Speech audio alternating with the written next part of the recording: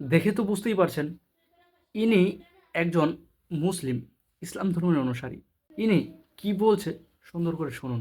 ওদের গীতায় যে ছেলে মাকে হ্যাঁ, ধর্ষণ করবে, শুনতে পেরেছেন? আরেকবার শুনে নিন। যে ছেলে মাকে ধর্ষণ করবে, এটা লেখা আছে, কিন্তু বলবো না।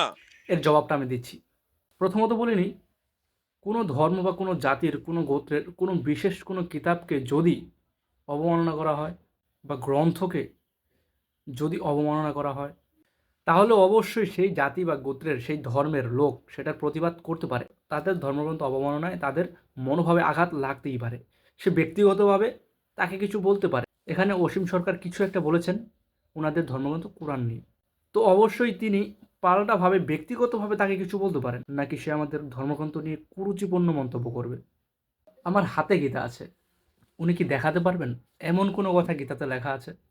আর যদি না দেখাতে পারেন, তাহলে অবশ্যই সবার সামনে এসে মাপ চাইতে হবে, নয়তো এর প্রতিবাদও আমরা করতে জানি।